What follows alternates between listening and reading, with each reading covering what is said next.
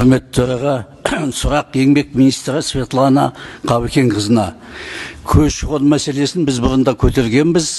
Мына қандастарды шақыру квотасы 30 жылда 100 мыңнан 1 мыңға дейін, яғни 100 есе түсіп, антирекорд болғаны туралы дабылда қаққанбыз. Ішкі көші-қонда оңып тұрған жоқ. 2017 жылдан бері солтүстік өңірлерге 450 миллиард теңге жұмсалды дейді. Бірақ нәтиже шамалы. Керісінше, солтүстік Қазақстан облысы халқы 2017 жылы 563 мың болса, қазір 532 мың. Яғни елге ел қосылудың орнына 31 мыңға азайып кеткен. Сонда 7 жылда бар болған 8 мыңдай адам көшіп келген. Яғни жылына шақсаңыз 1 мыңның көлемінде. Ал бөлінген қаржы 450 миллиард қайда кеткен сонда? 8 мыңның жартысы 4 мың ғана жұмысқа жарамды болғанмен өңірде жұмыс жоқ. Бұл 8 мыңда 450 миллиардқа бөлсеңіз, адам басына 60 миллионнан айналады. Тіпті 600-ден астам адам, ішінде қандастарымыз да бар, қайтып көшіп кеткен келген жағына. Себеп неде? Суығына төтеп беретін дұрыс баспана, үй жоқ, жұмысы жоқ болған соң пұлы жоқ. Сөйлесейін десе мемлекеттік тілі жоқ. Солтүстік Қазақстанға барғандардың жағдайы қандай болғанын біз өзімізде барып көргенбіз. Сұрақ: осы бағдарламаға осы күнге дейін қанша қаржы жұмсалды және тиімділігі қандай? Екінші, солтүстік аймақтарға қанша отбасы тұрақтап қалды, олардың жағдайы қалай? Үшінші, осы бағдарлама өзін ақтады ма? Аудит жүргізу ойларыңызда бар ма? Төртінші, бұдан әрі бұл бағдарлама тиімді болу үшін не істеу керек? Жоспарларыңыз бар ма?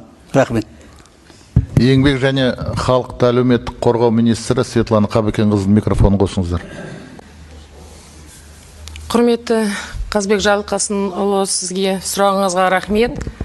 Негізі сіз көтеріп отқан мәселе министрліктің назарында біріншіден келіп осы зерттеуді жасағанда бізді өзіміз таңғалдық. Негізі айтып отырған солтүстік өңірлерде 48 мың жанұя тұрып жатыр. Олардың бірге келіп кеткен азаматтардың санын қарасақ, 7900 жанұя отбасы көшіп кеткен қайта.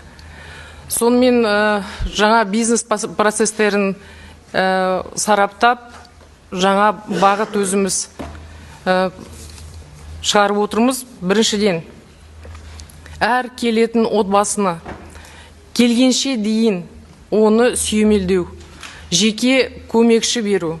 Жеке көмекші ол отбасының негізі әлеуметтік жағдайын біліп отырады. Неше баласы бар, қандай жағдайы, келгенде күтіп алып, біріншіден мобильдік деректер базасына енгізіп, электрондық қолтаңбасын алып беріп, күллігі электрондық қызметтерді көмектесіп, проактивті режимде алып беретіндей. Негізі балаларды тіркеу, балабақша, мектеп және де емхана болсын.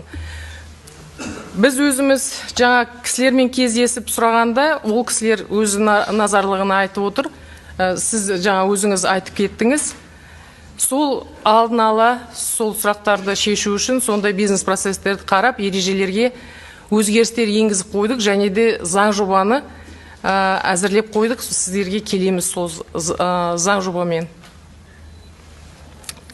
Өкінішке орай, қанша қаражат жұмсалды, қанша игерілді айта алмаймын қазіргі уақытта.